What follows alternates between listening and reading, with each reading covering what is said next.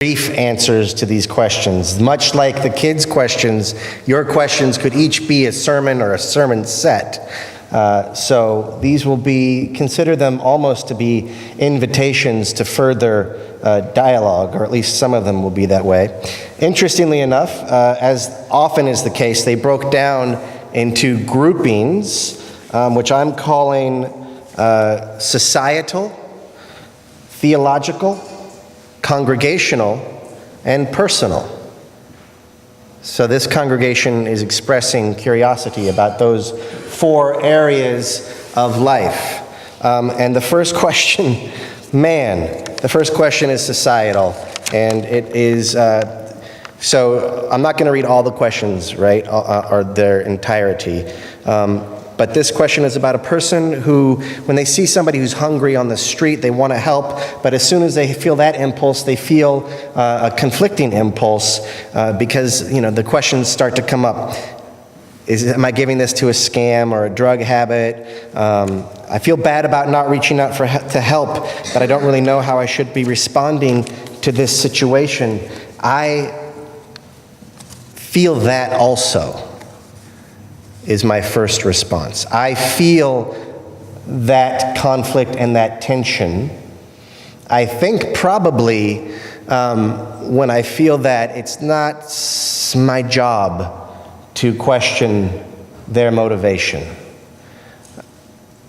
How can I know? And maybe that in of itself is some sort of judgment creeping into that interaction that is based on my fear and not based on the situation at hand.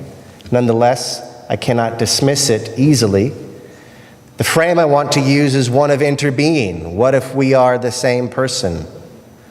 What if we are so closely related as to be indistinguishable? What then? The answer, the safe answer, that's not a bad answer, I think, is to find organizations that help. I find that this is frequently, by the way, a very gross generalization here. In some ways, the difference between liberals and conservatives is that liberals default to systems. We want to fix everything through a system, and conservatives are much more personally engaged. Be that as it may, and I could be completely wrong about that, but there are systems in this town that help people in need, and we're partners with one of them, Interfaith Community Services, just up the street. And if you want to help people in need, you could volunteer there. So just give them a call. I'm sure they have a volunteer coordinator. They have a food distribution services. They have resume building services. Sometimes they just need a pair of boots. So, and that is a program that is vetting people also. So you could feel good about your participation there. Why do I extend a welcome to conservatives in our divided political time? I feel like the answer to that is embedded in the question. I extend an answer to conservatives because we live in a divided political time. I believe that we are interdwelling people. We are interdwelling beings. I also think that a lot of the divisions between us have been manufactured. And it's our job to deconstruct them and to see the humanity in all people and to treat them with the inherent dignity and worth that they were born with. Now, along those lines, I consider inherent dignity and worth to be like a muscle. You're born with muscles, but you need to use them for them to develop. And sometimes it helps to have a coach to develop them in a way that you could use them to the best of their ability. And it takes practice, right? So we are born with inherent worth and dignity, but it's also something that can be developed in ourselves and in others.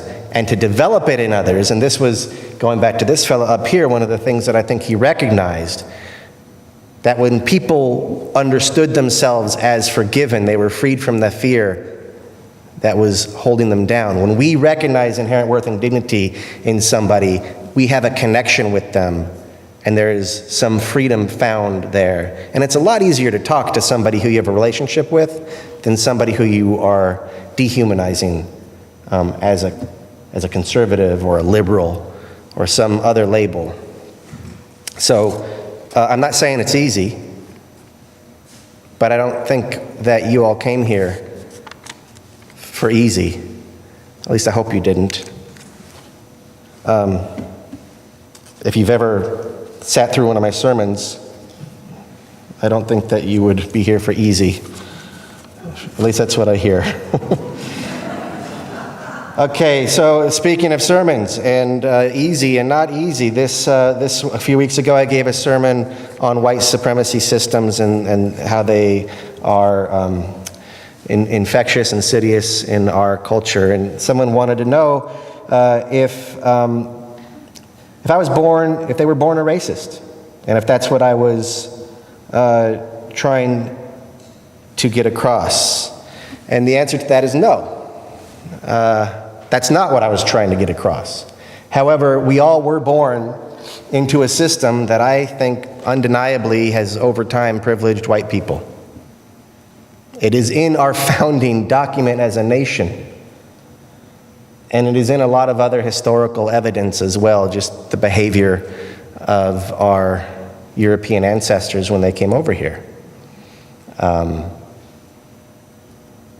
Privileged themselves, which I suppose is not that rare of a thing in the course of human history. It's just that when you combine privilege with power, it oftentimes has an ugly result. And I don't see how you could read the history of this nation without seeing some ugliness, some deep, deep ugliness. There's also fabulous things that we've done, but we have to address the legacy and our inheritance if we are to make this world a more beautiful place.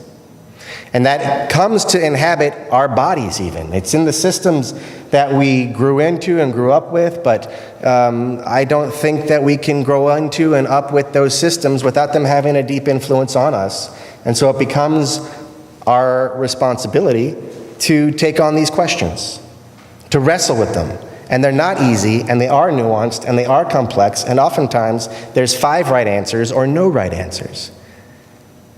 And I invite you this week on Wednesday to begin a class called Toward the Beloved Community, Dismantling White Supremacy, in which we will provide you with a plethora of non-answers, but plenty to wrestle with.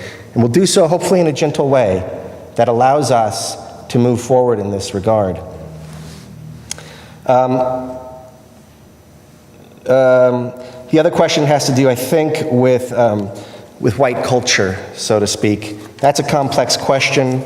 There actually was some talk about that on some collegial platforms on Facebook this weekend. I don't think we're saying that European culture is in and of itself negative. There's a lot in it, obviously, that we could mine for beauty. And I don't mean to say that we are all walking around sinful and hateful people. So that is not what I intend to say. And to hear me say more, sometimes inconclusive things, but things that are invitations into deeper thought and community, come on Wednesday, and we'll talk more about this very important topic. I think we already have about 20 people signed up, but there's room for more. Okay. And also in society, our culture, as evidenced by the money put into the medical industry, seems to consider death an evil or an enemy or even a flaw. Is death or evil or the enemy to my way of thinking? I don't think it's evil. I'm glad you didn't ask me for my theology of evil, because I don't really have a good one. But the enemy is a more interesting question to me. We do seem to fight it and not step into it with a great deal of scaffolding, spiritual scaffolding, societal scaffolding around it. And that makes it more painful for the person dying and the persons around that death. I think we do have a lot of work to do on that as a culture and as a subculture of Unitarian Universalists, we are, because of our theological openness, I think, really positioned to step into that conversation in a big way. And it is one of the reasons why we gather, right? Religion is the response to the certainty of death and uncertainty of life. So we talk a lot about the uncertainty of life. We don't talk as much about the certainty of death, and maybe we could do that some more. Okay, so now we are moving into more theological questions.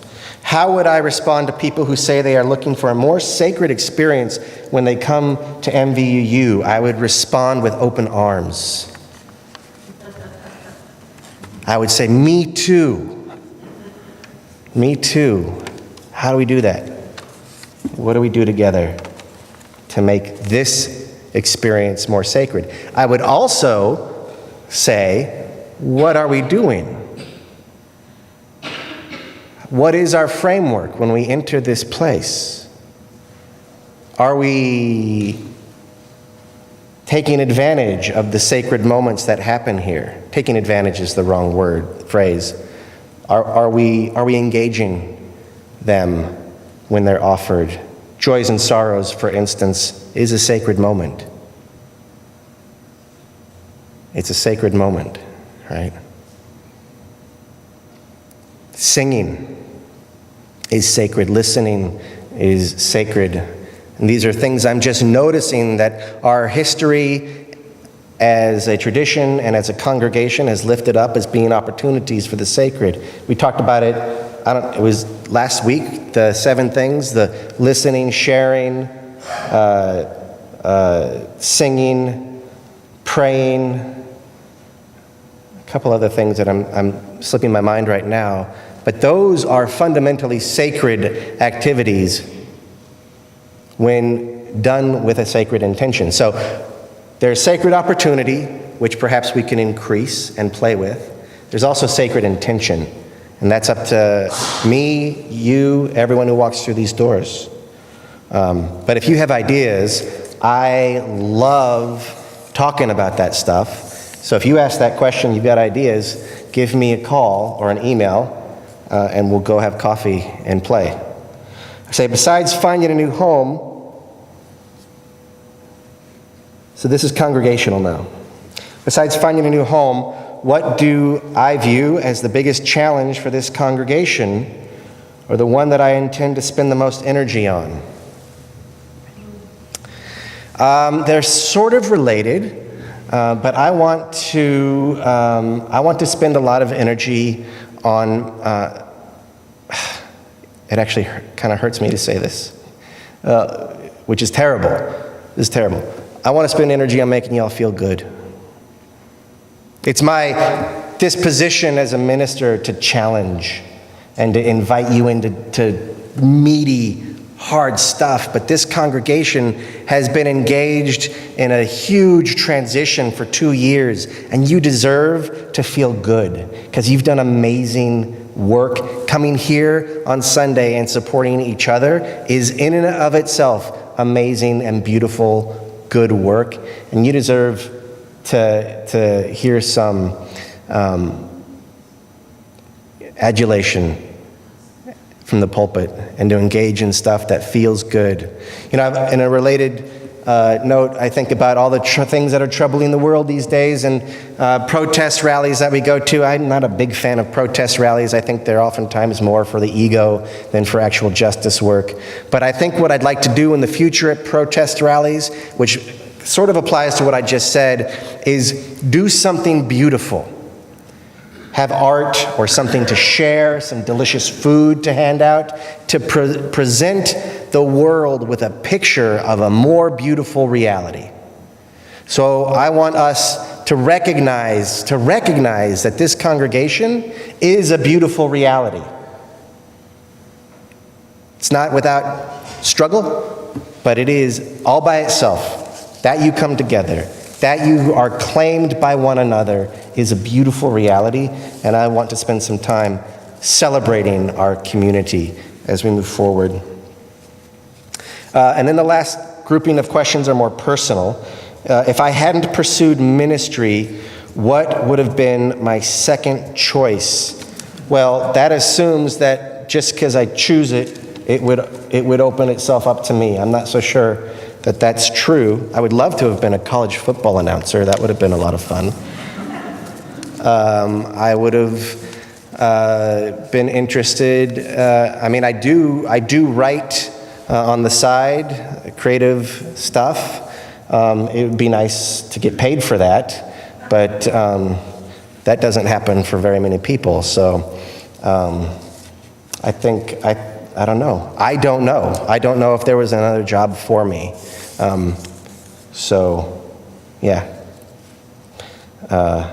If there's a book I read in the last 6 months that I would recommend to the congregation, oh, yes, there is. Yes, there is. First of all, White Fragility, which we're going to read for our workshop together. That's one. That's been very informative. And, I don't agree with everything that's in that book, but I agree with, I'd say, like 90% of it. And it's not that I disagree sometimes. I just say, I'm not going down the whole alley with you, but I'm going down most of the road with you. And that's been a good thing. That's how we read books, right? We don't read books or listen to ministers as though everything I say is gospel. That's not our tradition.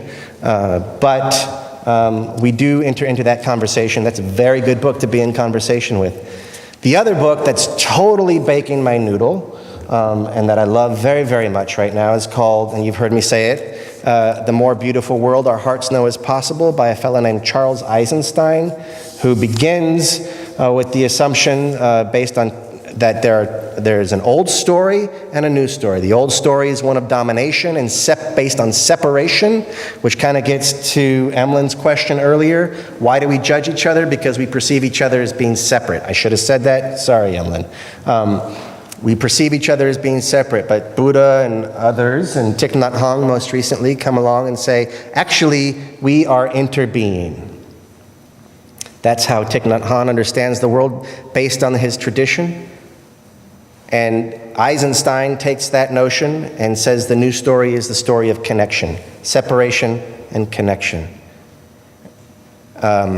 And it's got a lot of other good stuff in it too, that he then takes that notion and pursues a number of different topics and dispositions to the nth degree, working in language to really have a profound effect on me. And I feel like I've been saying some of the things that he was saying, but he just went way further and deeper and invited me to come along through this book, and I am so happy to do so. So, the more beautiful world our hearts know is possible. What is the worst shellacking, verbal or otherwise, that I received from my parents? And what had I done? And did I deserve it? I never got in trouble. Come on. I never did anything wrong. The worst experience I ever had was when I was a little kid and I was taking a bath with my dad, and he was telling me how he got his mouth washed out with soap. And I was so curious about that I kept pushing on him and pushing on him and pushing on him and making fun of him for doing it. And the whole time, I wanted to get my mouth washed out with soap. I don't know why. I was curious about that. But for some reason I was, and after a while, he obliged.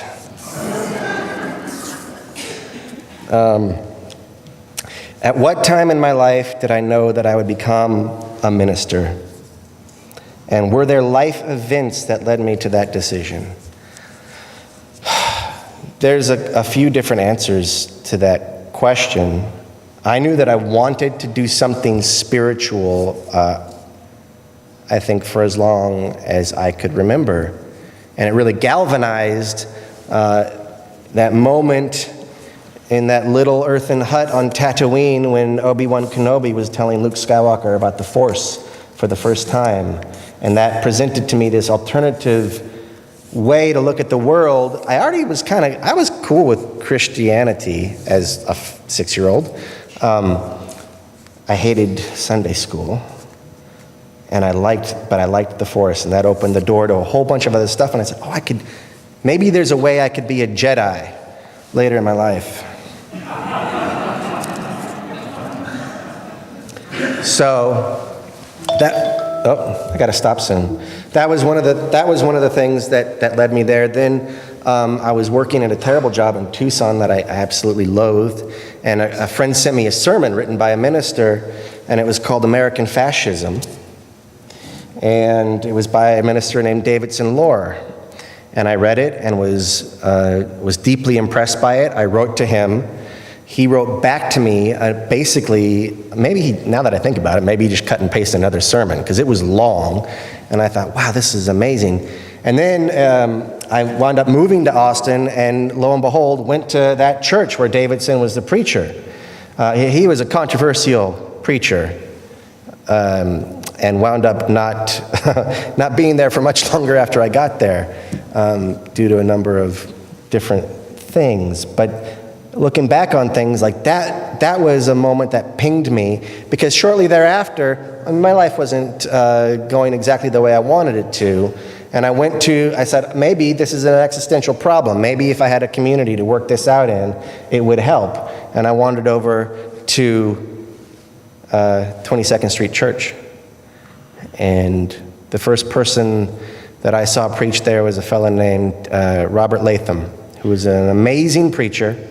The reading they did that day was from Henry Miller, which is, I don't know if you all know Henry Miller. He's a beautiful writer that writes extremely vulgar things, but I love it because it's like the lotus flower, rising from the muck to produce this beautiful thing. And I thought, any religious group that would read Henry Miller as a sacred text, that's my people. And as soon as I found people, I was on the track to ministry.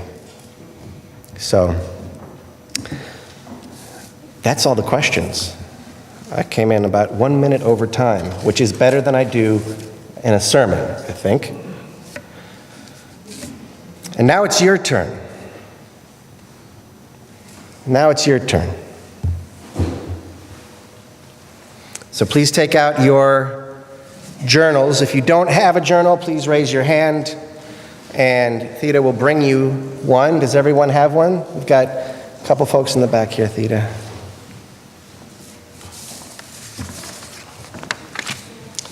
So I'll give you a prompt, and you'll have about 4 minutes to respond in words or pictures in your journal. Please keep in mind that these are anonymous and public. They give us practice being reflective, vulnerable, and they give us practice, and I hope you understand this, they give us practice being generous, sharing of yourself, giving a gift to the person who will read this next, giving the gift of your vulnerability and your honesty. So here's the prompt. What is the best question you've ever been asked? And why? Tell us about that. What is the best question you've ever been asked? Now, best, it could be the one that springs to mind. Could be the one that springs to mind. What is the best question that you have ever been asked? You may begin.